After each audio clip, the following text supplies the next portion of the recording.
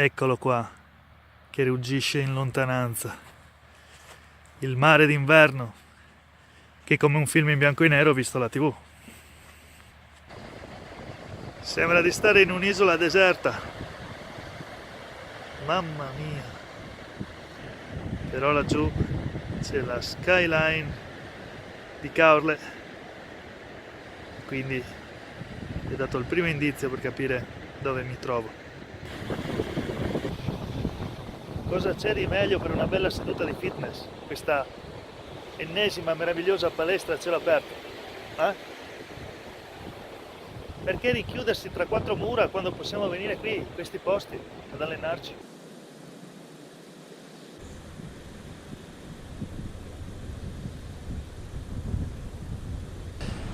Le burrasche dei giorni passati ci hanno portato tutta questa varietà di attrezzi di varie forme e dimensioni che possono diventare bilancieri e manubri per squat, per allenare i bicipiti, per allenare le spalle e chi più ne ha più ne metta.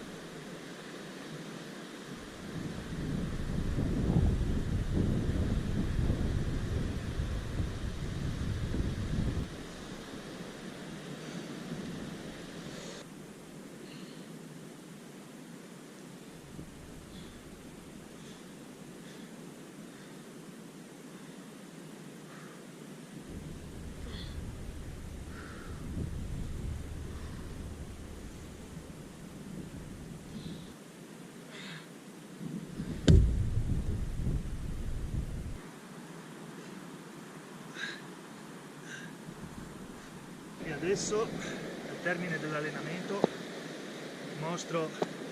mi do il mio personalissimo vademecum per allenare, rinforzare il sistema immunitario in modo tale che potrete affrontare l'inverno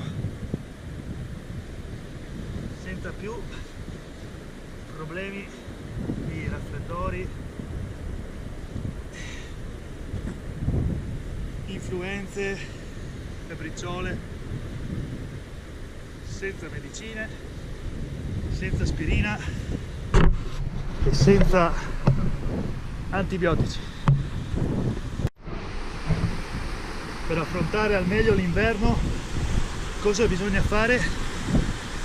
Bisogna affrontarlo. Va bene, inutile andare fino in Croazia.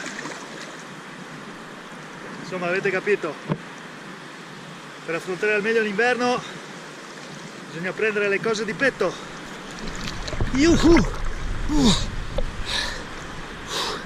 Non dico che sia facile, però è tutta questione di abitudine.